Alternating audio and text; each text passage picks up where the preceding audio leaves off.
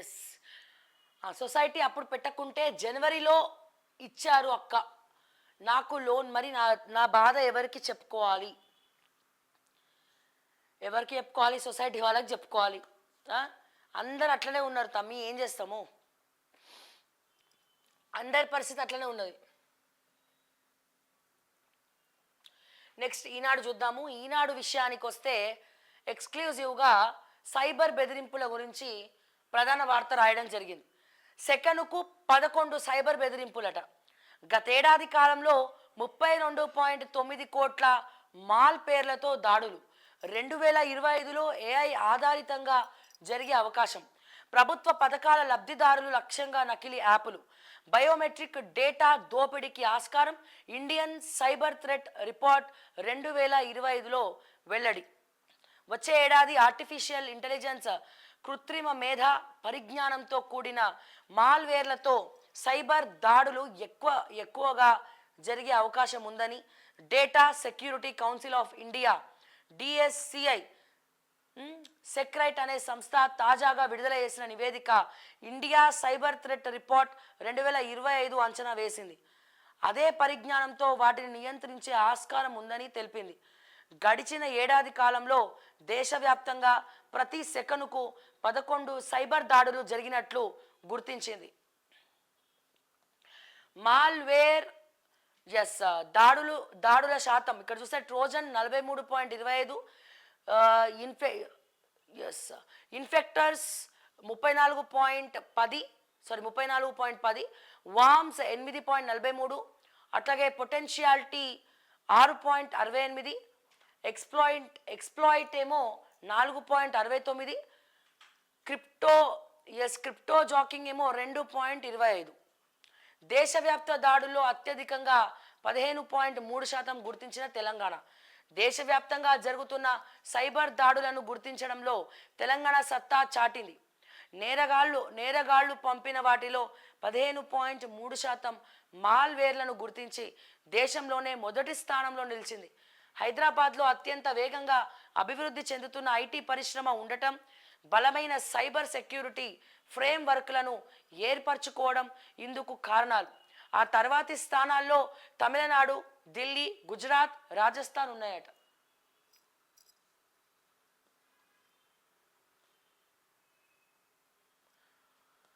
So దయచేసి ఇప్పుడు మొన్న ఒక పర్సన్స్కి కూడా కాల్ వచ్చింది. ఎట్లా వస్తుందంటే వాట్సాప్ కాల్ డీజీపీ, మన తెలంగాణ డీజీపీ ఫోటోతో వస్తుంది. సో దయచేసి పోలీసులు కూడా ఒకసారి ఆలోచించండి ఎక్కడి నుంచి వస్తున్నాయో. వాట్సాప్ కాల్ డీజీపీ ఫోటోతో వస్తుంది, కానీ కాల్ ఫ్రమ్ పాకిస్తాన్ అని వస్తుంది. మొన్న మా మదర్కి కాల్ వచ్చింది, మా అమ్మకి కాల్ వచ్చింది. కాల్ వస్తే ఎట్లా వచ్చిందంటే వాట్సాప్ కాల్, వాళ్ళకి తెలియదు కాబట్టి వాళ్ళు ఎత్తేస్తారు. సో ఆ టైంకి నేను ఉన్నాను కాబట్టి అందుబాటులో, ఇదేంది కాల్ ఫ్రమ్ పాకిస్తాన్ అంటే నేను లేపొద్దని చెప్పిన ఫోన్. అయితే డీపీ మాత్రం మన డీజీపీ సార్ది ఉంది, డీపీ మాత్రం మన తెలంగాణ డీజీపీ సార్ది ఉంది, కాల్ మాత్రం కాల్ ఫ్రమ్ పాకిస్తాన్ అని వస్తుంది. సో దయచేసి ఇటువంటి కాల్స్ వచ్చినా సరే, వేరే దేశాల పేర్లతోటి కాల్స్ వస్తే ఎవరు కూడా లేపకండి. ఫ్యాన్సీ నెంబర్స్ మీకు తెలుస్తాయి కొన్ని. అండ్ అలాగే వచ్చింది వాట్సాప్ కాల్, కానీ కొన్ని ట్రూ కాలర్స్లో కూడా తెలుస్తాయి. అప్రమత్తంగా ఉండండి దయచేసి. కొన్ని సందర్భాల్లోనైతే కాల్ రాగానే మొత్తం స్కాన్ అయిపోతుంది. తర్వాత ఏం చేస్తారు వాళ్ళు, మన అకౌంట్లో ట్రేస్ చేసి బ్లాక్మెయిల్ చేయడం స్టార్ట్ చేస్తున్నారు. విపరీతంగా బ్లాక్మెయిల్ చేయడం స్టార్ట్ చేస్తారు. సో చాలా జరుగుతున్నాయి. అట్లాంటివి ఏమైనా ఉంటే నిజంగా మన హైదరాబాద్ సిసిఎస్ అనేది చాలా అద్భుతంగా వర్క్ చేస్తుందండి. దేశంలో ఎక్కడా లేనటువంటి వ్యవస్థ కానీ టీం కానీ మన హైదరాబాద్ సిసిఎస్లో ఉంది. సైబర్ క్రైమ్లో అంత టెక్నాలజీ ఉంది. సో వాళ్ళు మీరు ఎటువంటి ఎవరైనా బ్లాక్మెయిల్ చేసినా ఏమైనా చేసినా వాళ్ళ దగ్గరికి పోయి మీ బాధ చెప్పుకుంటే అసలు నిజంగా శబాష్ అంటారండి. అంత మంచి టీం ఉన్నారు, గొప్ప టీం ఉన్నది. సో మీరు చాలామంది రీసెంట్గా చూస్తూ ఉన్నాం, ఈ బ్లాక్మెయిల్స్ తట్టుకోలేక సైబర్ క్రైమ్లో ఆత్మహత్యలను చూస్తూ ఉన్నాం. సో ఎవరు కూడా అధైర్యపడద్దు. సో ధైర్యంగా సైబర్ క్రైమ్ యొక్క హెల్ప్ తీసుకోండి. వాళ్ళ టోల్ ఫ్రీ నెంబర్ ఉంది, కాల్ చేయండి. సో వాళ్ళకి చెప్పండి, ఏమైనా నెంబర్స్ నుంచి కాల్స్ వచ్చినా వాళ్ళకి నెంబర్ ఇస్తే వాళ్ళు ట్రేస్ అవుట్ చేసి చెప్తారు, అమ్మా ఈ ఫోన్ ఎత్తద్దు, వాళ్ళని నమ్మద్దు. ఎందుకంటే లేదా మీ ఫోన్ స్విచ్ ఆఫ్ చేసి పక్కన పడేయండి, వాళ్ళు అట్లనే బ్లాక్మెయిల్ చేస్తారని చెప్పి ఫేస్బుక్లలో మెసేజ్లు పెట్టడం, మీకు గిఫ్ట్స్ రెడీగా ఉన్నాయని ఇన్స్టాలో మెసేజ్లు పెట్టడం.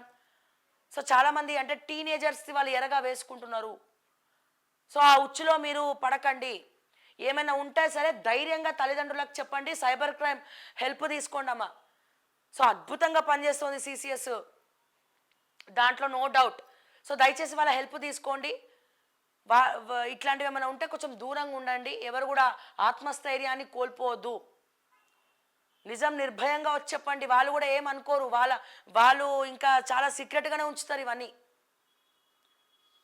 ఒకవేళ ఏమైనా ఉంటే సీక్రెట్గా ఉంచుతారు, ఎక్కడ కూడా బయటికి రాకుండా. సో దయచేసి అప్రమత్తంగా ఉండండి. ఇటువంటి కాల్స్ నుంచి కానీ మెసేజ్ నుంచి కానీ కొన్ని అయితే లింక్స్ వస్తే ఆ లింక్స్ క్లిక్ చేయకండి, ఎట్లా పడితే అట్లా.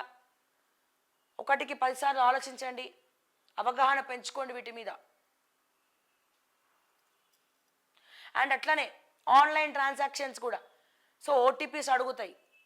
సో అది కూడా ఎవరికి షేర్ చేయకండి. అండ్ లాగిన్ అయినాక లాగౌట్ అవ్వరు చాలామంది, అంటే హడావిడిలోనో బద్ధకంగానో. సో మనం ఏదైనా మన బ్యాంక్ అకౌంట్లో మనం లాగిన్ అయిన ఆన్లైన్ ట్రాన్సాక్షన్లో ఎవరికైనా నెఫ్ట్ చేయాలన్నా ఏమైనా చేయాలన్నా మనం లాగిన్ అయి ఉంటాం, మళ్ళీ లాగౌట్ చేయం.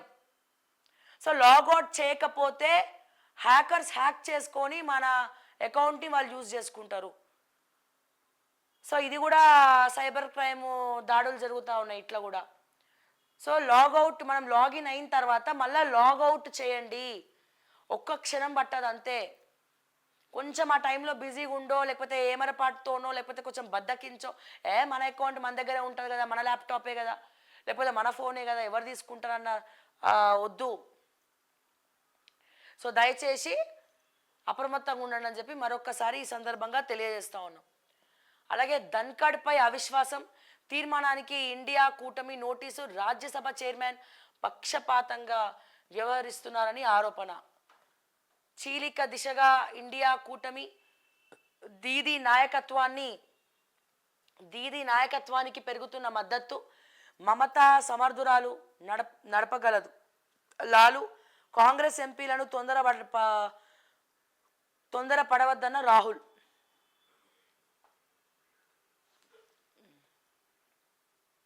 ఉస్మానియా ఆసుపత్రి బాధితురాల్ని పరామర్శిస్తున్న కేటీఆర్, చిత్రంలో మొహమ్మద్ అలీ, సబితా తదితరులు. ఆశా కార్యకర్తలపై లాఠీచార్జ్ దుర్మార్గం, దాడి ఘటనపై మహిళా కమిషన్కు ఫిర్యాదు చేస్తాం కేటీఆర్. ఉస్మానియా ఆసుపత్రిలో బాధితురాలికి పరామర్శ. ఇవే దాడులు గతంలో బీఆర్ఎస్ పార్టీ చేసింది. డిఎస్సి బాధితులను తరిమి కొట్టింది, లాఠీచార్జ్ ప్రయోగించింది. పిల్లలతో ప్రగతి భవన్ దగ్గర కూర్చుంటే వాళ్ళని ఇబ్బంది పెట్టినారు. సో నేను ఎందుకు చెప్తున్నా, ఎందుకు మిమ్మల్ని దెప్పిపొడిచట్లేదు సార్ కేటీఆర్ గారు. మళ్ళా ఏమన్నా మీకు అవకాశం ఉంటే మీరు కూడా ఆ తప్పు మళ్ళా చేయొద్దు అని చెప్పి మీకు హెచ్చరిస్తున్నా. తప్పులను సరిదిద్దుకోమంటున్నాం. సో మీరు ఏ రకంగానైతే లాఠీ చార్జ్ చేసినారో అదే రేవంత్ రెడ్డి గారు కొనసాగిస్తూ ఉన్నారు. రేవంత్ రెడ్డి గారు కూడా గదే పాటిస్తూ ఉన్నారు. రేవంత్ రెడ్డి గారు కూడా అదే చేస్తూ ఉన్నారు. ఇంకా బుల్లెట్ స్పీడ్ లాగా అదే వ్యవహారం నడుస్తూ ఉన్నది. సో ఎటువంటి మార్పు జరగలేదు. సో మీరు అప్పుడు ప్రభుత్వంలో ఉన్నప్పుడు మీరు చేసింది కూడా ఇదే. ఎట్లా కొట్టినారండి మహిళలను? డిఎస్సి 2008 వాళ్ళ పిల్లలను వాళ్ళ బిడ్డలను వేసుకొని రోడ్డు మీద ఎక్కి కూర్చుంటే ధర్నా చౌక్ మూసేసినారు. ప్రగతి భవన్ దగ్గరకు వచ్చినారు, వాళ్ళ వినతి పత్రాలు వేయడానికి వస్తే వాళ్ళని చెడగొట్టేసి, అదరగొట్టేసి, బెదరగొట్టేసి, లాఠీ చార్జ్ చేసి పంపించినారు. ఒకసారి గుర్తు చేసుకోండి, ఫ్లాష్ బ్యాక్కి వెళ్ళండి. అట్లా రింగులు వేసుకొని అట్లా వండి ఫ్లాష్ బ్యాక్కి మీకు గుర్తొస్తుంది మరి మీరేం చేసిర్రు అనేది. అప్పులతోనే మధ్యాహ్న భోజనం వంట, బిల్లుల చెల్లింపుల్లో జాప్యంతో ఈ పరిస్థితి. గుర్తించిన విద్యా కమిషన్ సకాలంలో చెల్లింపులతో పాటు గుడ్డు ధరలు పెంచాలి. ఆయా సిఫార్సులతో 4-5 రోజుల్లో సర్కారుకు నివేదిక. మార్కెట్లో కోడిగుడ్డు ధర 7 ఉండగా ప్రభుత్వం 5 చొప్పున చెల్లిస్తోంది. బిల్లులు 2 నుంచి 4 నెలలు పెండింగ్లో ఉంటున్నాయి. గుడ్డు ధర పెంచకపోవడంతో వంట ఏజెన్సీ మహిళలకు సకాలంలో బిల్లులు చెల్లించాలి అని ప్రభుత్వానికి తెలంగాణ విద్యా కమిషన్ సిఫార్సు చేయనున్నట్లు తెలుస్తోంది. పాఠశాలల్లో మధ్యాహ్న భోజనం, సీఎం పోషణ్ అమలు, గురుకులాల్లో భోజనం పరిస్థితిపై సిఫార్సులతో నివేదిక కమిషన్ 4-5 రోజుల్లో అందజేయనున్నట్టు సమాచారం.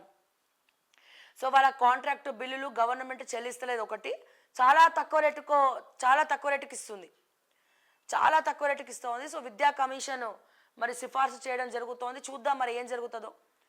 అండ్ అట్లానే కలెక్టర్లు కూడా ఇన్స్పెక్షన్కి బోండి. దయచేసి ఆల్ ఆఫ్ సడన్గా జిల్లా కలెక్టర్లు ఇన్స్పెక్షన్కి వెళ్ళొచ్చు, మీరు తప్పు లేదు.